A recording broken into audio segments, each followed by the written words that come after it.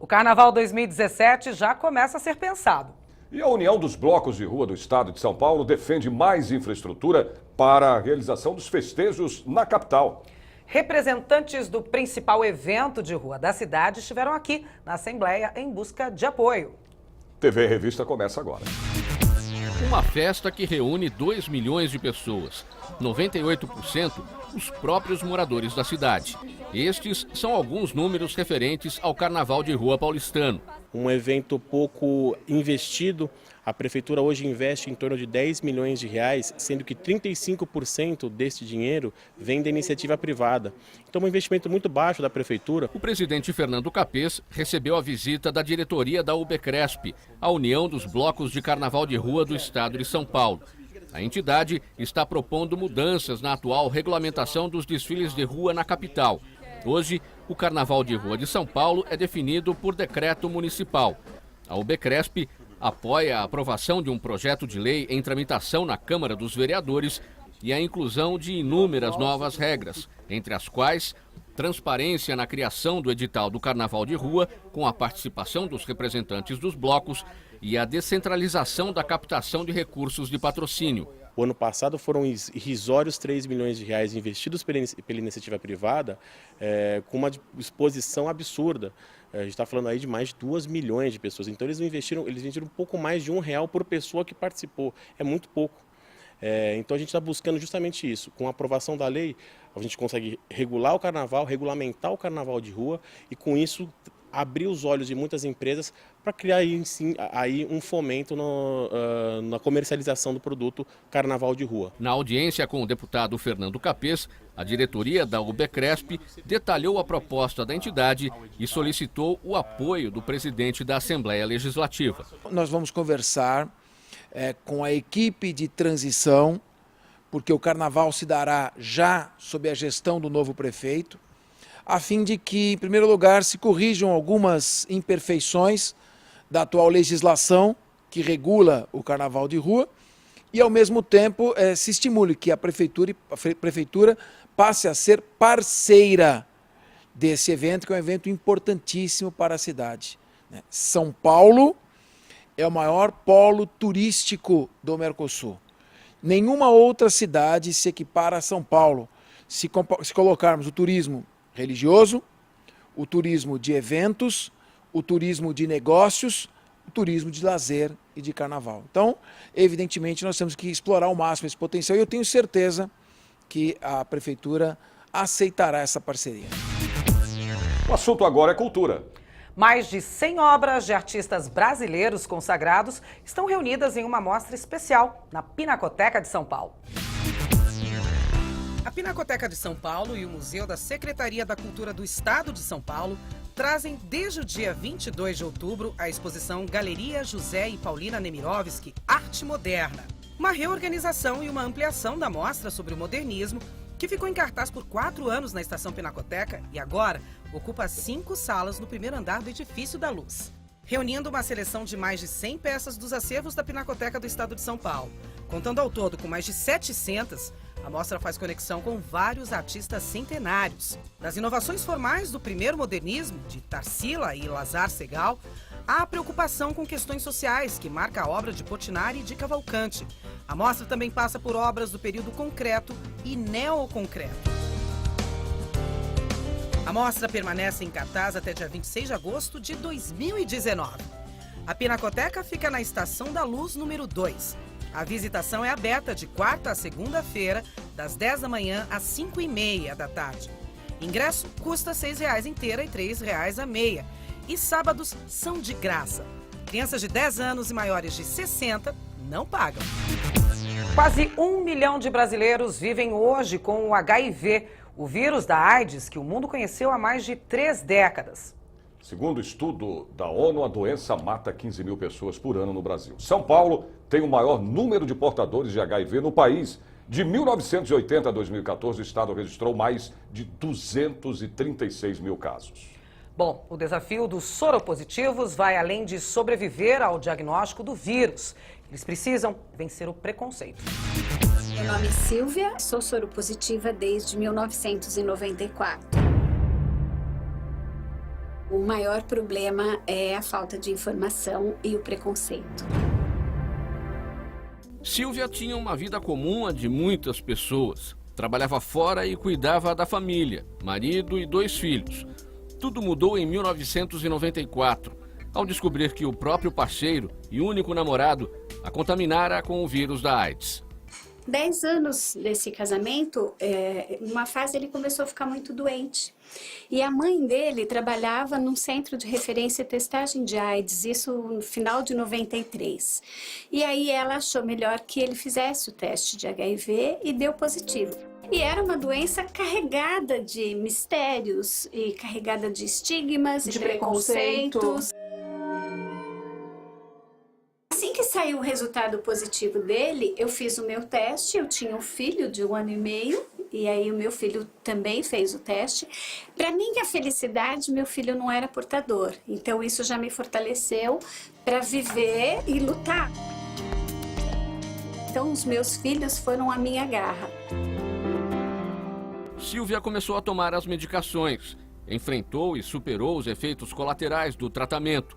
Mas seu desafio era achar um remédio contra o preconceito. Encontrou na própria empresa onde trabalhava. A multinacional fez de Silvia uma porta-voz para dar palestras sobre o HIV no Brasil e no exterior. Ela tinha uma política de AIDS que foi criada na África do Sul, porque era o maior número de empregados da empresa na África do Sul, e a África do Sul foi uma das localidades mais afetadas. Então se criou uma política de AIDS lá. E essa política se reverteu em benefícios para mim no Brasil, quando eu cheguei e falei, socorro, né? Meu marido está morrendo de AIDS, eu tenho HIV. Meu mundo caiu, eu não sei o que eu vou fazer. Então, alguns diretores da empresa disseram, calma, nós vamos te ajudar. Ao contrário de Silvia, muitos soropositivos são vítimas da discriminação no trabalho e acabam demitidos sem justa causa, sendo que o real motivo é escondido. No caso específico do portador de HIV, a demissão sem justa causa, ela é muito mais vulnerável ao empregador. Por que isso? Ela é tida como um ato discriminatório. Se o empregador não tem qualquer motivo para dispensar aquela pessoa, ele, empregador, conhece o fato dele ser um portador de HIV e o demite, ele está indo em oposição às regras de uma boa sociedade, que é justamente manter esse trabalhador produtivo para a sociedade, trabalhando. Então, ela é tida, sim, em muitos julgados na Justiça do Trabalho, como uma demissão discriminatória. Os trabalhadores com HIV têm direitos a serem respeitados. A indenização por danos morais é uma indenização decorrente daquela demissão, não necessariamente danos morais. É fato, a gente vê muita ação trabalhista, muitas ações trabalhistas que versam sobre a indenização de dano moral, porque aquela demissão foi discriminatória, sim, né? Mas pode também ser uma indenização material. Ao longo dos próximos 1 ano, a empresa é obrigada a pagar mais um salário, mais alguma coisa, custear remédios, enfim, alguma coisa de indenização material mesmo, para garantir. Aí, a cada convenção que vai me permitir falar sobre o direito daquele portador. Sem nenhuma vergonha de aparecer. Sem nenhuma vergonha de aparecer e dizer amem, mas amem com segurança. Mês de novembro faz um alerta para a prevenção ao câncer de próstata. Doença que deve afetar mais de 61 mil brasileiros somente este ano, segundo o Instituto Nacional do Câncer. O exame clínico ainda é a melhor maneira de detectar o câncer de próstata. Exames preventivos são os aliados na detecção da doença. Um deles mede a produção de PSA, é a proteína das células da próstata, que indica o peso da glândula. E a investigação mais importante, o toque retal, cercado de tabu e preconceito, mas que ajuda o médico a perceber alterações na próstata que possam indicar a presença do câncer. 18% dos tumores de próstata são diagnosticados ao toque, independente do PSA. Então, se você subtrai uma ferramenta indolor, absolutamente sem custo, que te evidencia tumor em 18% dos casos, me parece que é importante o toque.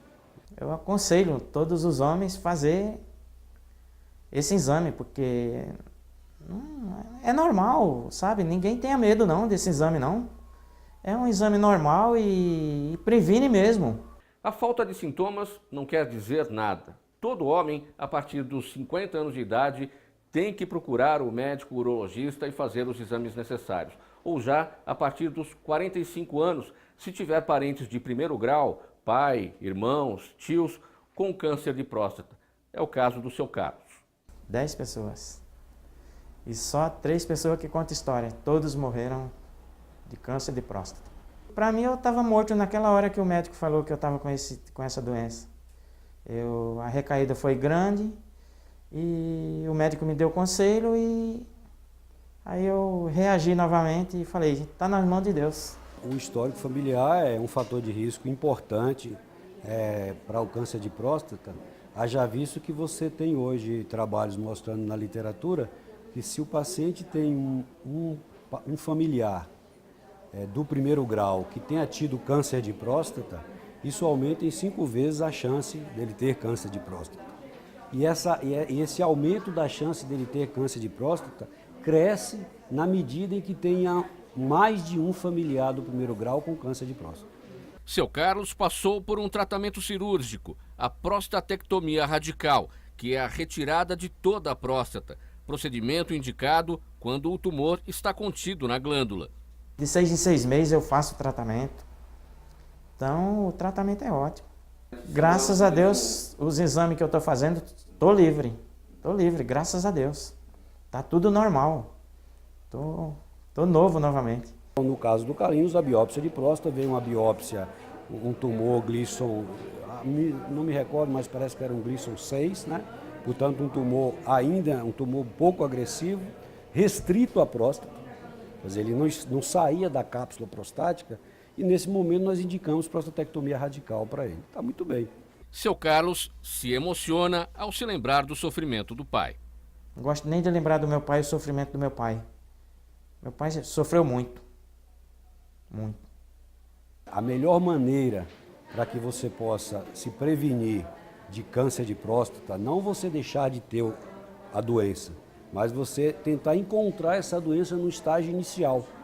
E encontrando essa doença no estágio inicial, você tem em várias situações a condição de cura da doença. Grupo de elite da Polícia Militar, a Rota, mantém a tradição dos 165 anos de criação. De Batalhão dos Caçadores, em 1851, a atual e conhecida Rota, desde 1970, o grupamento Rondas Ostensivas Tobias de Aguiar é referência quando pensamos na segurança dos cidadãos de todo o estado.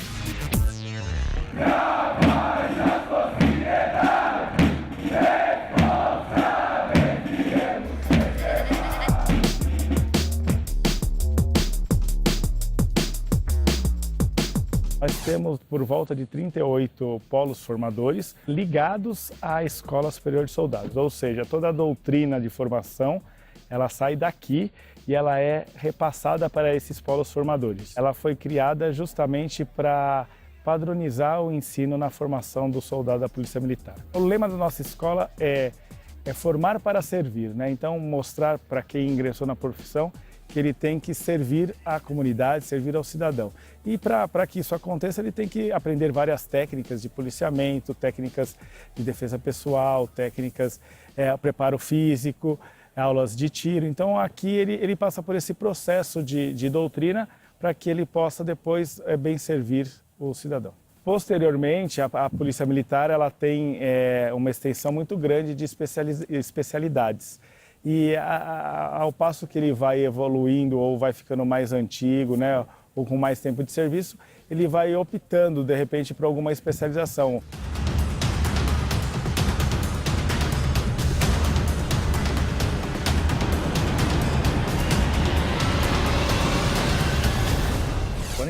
anos de rota, Rondas Ostensivas Tobias de Aguiar. De fato, uma tropa de elite, um efetivo muito preparado para o combate ao crime. seguindo procedimentos operacionais, muita técnica, equipamentos de ponta e especialmente motivação. O que faz esses homens verdadeiros heróis é o amor à profissão, o amor pela defesa da sociedade, o combate à criminalidade. É a nossa força tática por excelência e hoje os batalhões recebem parte dessa doutrina e idealizam, formam suas forças táticas e que apoiam os outros programas de policiamento. É importante dizer, né? A Polícia Militar tem a Rádio Patrulha, o Atendimento 90 como principal programa e o nosso efetivo recebe apoio do policiamento de choque por meio da Rota, que constitui o seu primeiro batalhão de choque, do segundo, do terceiro, quarto batalhão de choque. Para nós é muito bom ver a eficiência, o bom funcionamento dos programas de policiamento que vão se somando como camadas de proteção à sociedade.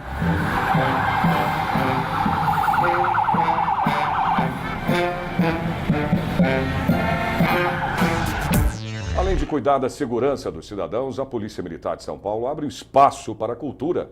A Banda dos Policiais foi homenageada aqui no Parlamento Paulista pelos 159 anos de fundação do corpo musical da entidade.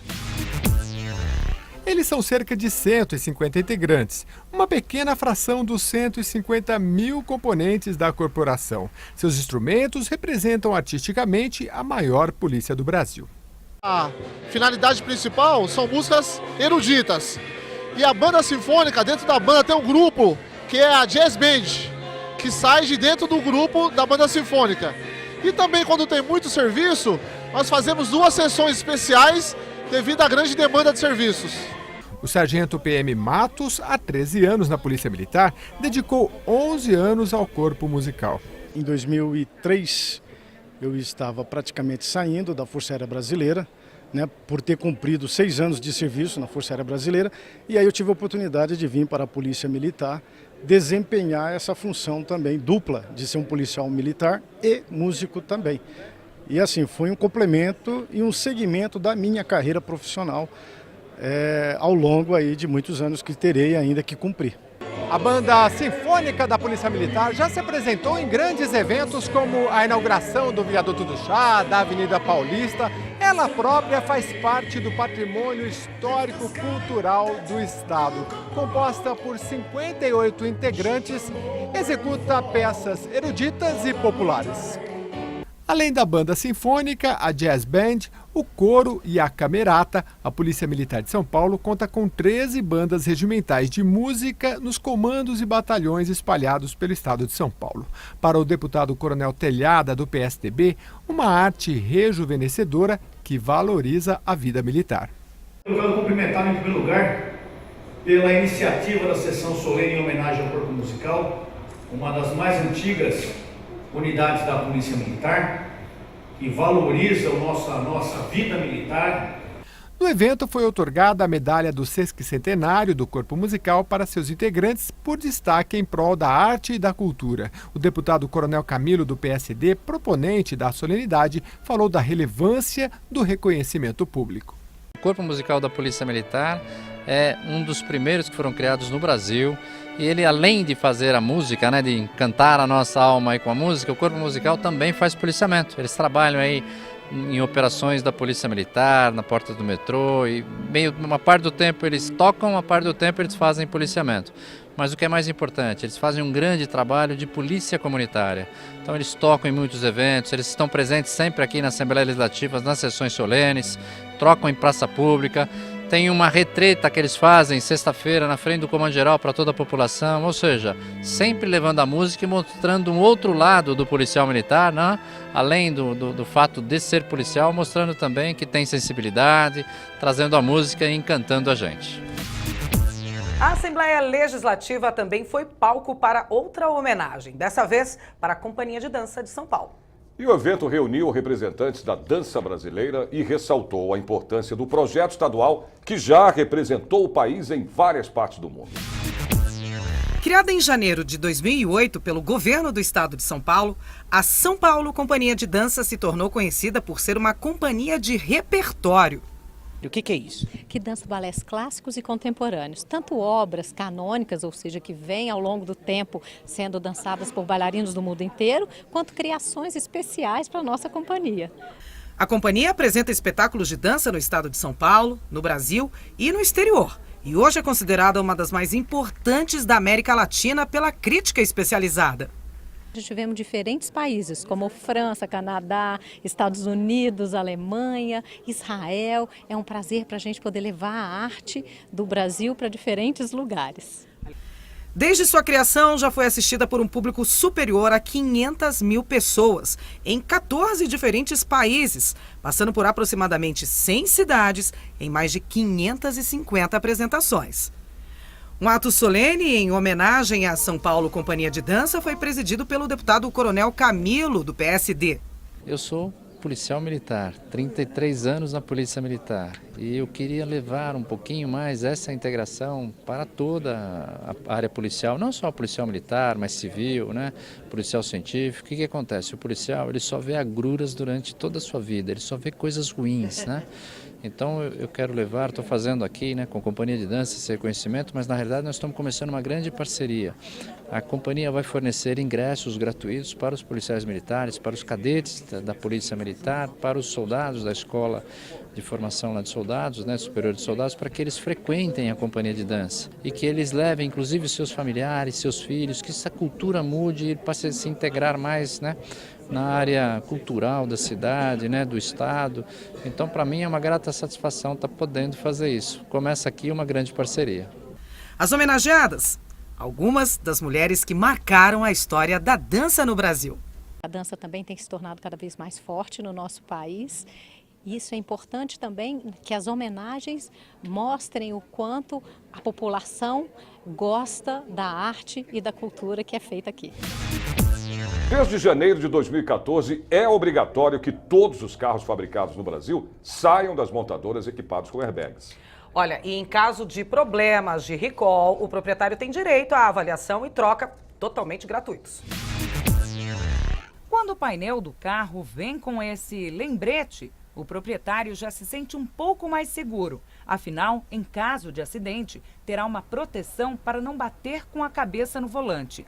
Mas nem sempre é assim. Eu fiquei um pouco preocupado, porque eu estou desde 2013 com o carro e estou andando com ele, bem dizer, sem airbag, né?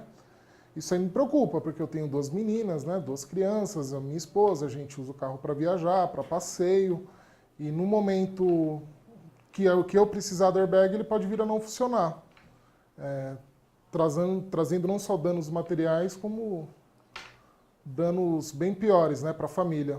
Você ficou 3 anos sem ter airbag, que é um item importante de segurança, e sem saber. Sem saber. O Rafael recebeu do Procon um e-mail informando que a montadora estava convocando proprietários de carros da mesma marca do que ele tem para um recall no airbag. A medida vale para veículos fabricados entre 2012 e 2014. O dele é 2013. O problema é que só o alerta não resolve o defeito. A partir do dia 14 de novembro, eu posso agendar com a montadora a manutenção desse problema. Porém, é só o agendamento, né? Então, não sei quanto tempo vai levar isso para fazer a manutenção do veículo. E nesse tempo, agora eu vou ficar um pouco inseguro, né? De passear com a família, poder viajar, porque eu sei que tem um airbag que pode não vir a funcionar. De acordo com a Fundação Procon, o número de recalls de airbags aumentou 100% se compararmos os 6 primeiros meses deste ano com o mesmo período do ano passado. Das 53 campanhas de recalls realizadas do último mês de janeiro até agora, 64% tinham problemas com os airbags. Quase 1 milhão de veículos já foram afetados. O diretor executivo do Procon São Paulo explica que este crescimento está ligado à obrigatoriedade do item de segurança, que começou a valer no dia 1º de janeiro de 2014 e o aumento da frota no Brasil. Hoje as concessionárias não dão conta do número de recall que tem desses airbags, que é muito grande, certo? Então elas fazem uma programação de atendimento ao consumidor, que todos têm esse direito gratuitamente. Então, eles ficam marcando nas concessionárias para poder arrumar esse problema do airbag. Isso é uma peça chamada insuflador do airbag. Essa peça teve em falta no nosso país. Isso daí ocorreu que muitas concessionárias não puderam repor o airbag nos veículos em função dessa falta dessa peça. Ele também explica que a troca está ligada à disponibilidade da concessionária e que depois que o veículo é parado, aí sim o prazo para o conserto é de até 24 horas. Quem comprou um veículo usado e tem dúvidas sobre um possível recall também tem direito ao reparo gratuitamente. Existem todos os tipos de reclamações. O que você puder imaginar, existem, certo? O que não funcionou, o que abriu sem batida, sem nada, tudo isso daí existe. Essa responsabilidade de funcionar ou não funcionar constantemente existe. O PROCON tem um banco de informações nesse sentido que é usado pelo Brasil todo, inclusive pela Senacom. E ali ele diz que isso daí tem prazo indeterminado. Quem comprou um carro usado com mais de 10 anos, né, se for procurar se o carro dele esteve ou não fazendo recall, isso daí tem todas as informações no banco do PROCON. O consumidor tem que entrar e consultar. Justo, entra no banco do PROCON, tem essas informações. Se a pessoa tiver alguma dúvida, todo recall, a obrigatoriedade é da empresa. É da empresa e é gratuito. É gratuito? É gratuito a qualquer tempo. Você sabe o que faz um gestor de resíduos? Pois é, a profissão é recente no país e está presente em cooperativas de reciclagem. Bom, entre as atribuições de um gestor de resíduos, a preocupação com o reaproveitamento correto do lixo. É verdade, mas o profissional enfrenta um grande desafio, hein? A falta de consciência das pessoas. Até no que não tem mais utilidade, surge uma nova profissão. Estamos na cooperativa de trabalho dos catadores e recicladores de São Caetano do Sul, no ABC Paulista. Todo mundo se familiariza com embalagens como essa, afinal elas fazem parte do dia a dia das pessoas. Em alguns casos, existe a preocupação de dar o destino certo para este tipo de lixo. Só que o caminho que esta garrafa percorre, do momento em que sai da sua mão até se transformar em um novo produto, é muito longo. Viabilizar, facilitar e otimizar este trajeto é o papel do gestor de recursos. Aqui trabalham profissionais com funções jamais conhecidas, mas para dirigir tudo isso é preciso um gestor de resíduos. Todos os municípios têm que ter um plano de gestão de resíduos, são 5.000 e tantos municípios, né? Os gestores precisam de consultoria para alimentar eles com planos de gestão, com ideias, tem compostagem, tem reciclagem. Então, é um mercado completamente novo, né? Esse mercado foi criado em 2010, com a Política Nacional de Resíduos Sólidos. Até lá, ele era feito, cada um fazendo a sua parte, o sucateiro que coletava as latinhas, que tinha um contato com o carroceiro, mas não era uma coisa integrada. Agora precisa se falar disso de uma forma integrada. Então, surgiu uma oportunidade para gestores e para pessoas capacitadas para fazer essa gestão. Eu acho que é um mercado super promissor. Mas o Henrique nem sempre foi um gestor de resíduos. Eu tenho um amigo que mora aqui em São Caetano e, com a nova gestão, ele veio ser o diretor-geral do DAE, que é o organismo, a autarquia responsável pela gestão dos resíduos. E daí ele me chamou para ajudar ele nessa parte de resíduos sólidos, que era uma área nova no próprio DAE, passou da prefeitura e veio para o DAE. E ele pediu que eu ajudasse ele nessa área. Eu achei um desafio super legal e rapidinho me encantei por essa área. Tudo que é recolhido pela coleta seletiva de São Caetano do Sul, na Grande São Paulo, vem para cá. Nos sacos grandes estão os resíduos retirados dos prédios e nos amarelos, os das casas. Uma vez por semana, 2 caminhões e um baú descarregam tudo aqui. A coleta seletiva é mais cara que a coleta convencional, então ela enfrenta algumas barreiras financeiras que a gente tem que ter criatividade para contornar. Metais, plásticos, papel, tudo é separado, prensado e segue para a indústria. Nós temos 2 formas de coleta na cidade. Uma de coleta em bags, que são esses sacos grandes, que é utilizado em prédios, E tem os sacos amarelos, que são esses que estão aí, que são os utilizados em residências. A gente oferece o saco amarelo para os munícipes, eles separam os resíduos secos dos úmidos, a gente coleta e traz para cá. A partir do momento que ele chega todo aqui, ele passa pela esteira, é separado em PET, latinha, alumínio, lata, diversas categorias, e comercializado diretamente pela cooperativa, com as empresas ou com alguns intermediários para alguns determinados produtos. Para saber tudo isso, o Henrique voltou para a sala de aula. Hoje faz curso de especialização.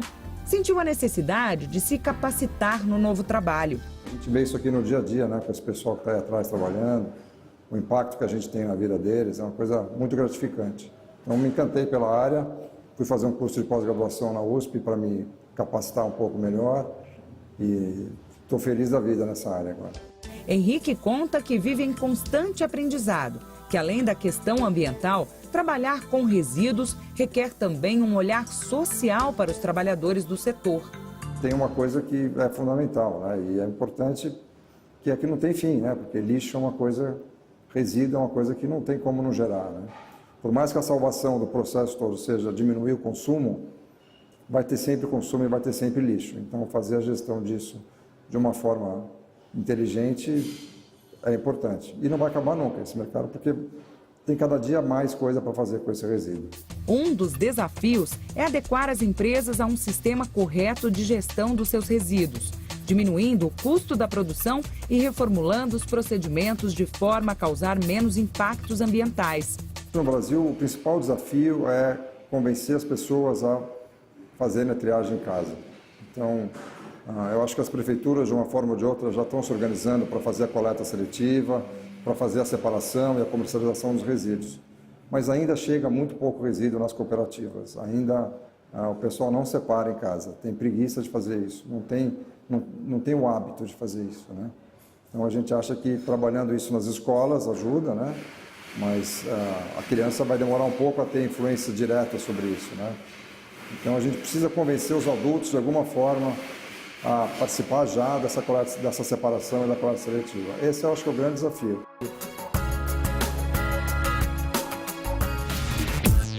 TV em Revista termina agora. Até o nosso próximo encontro. Tchau. Tchau.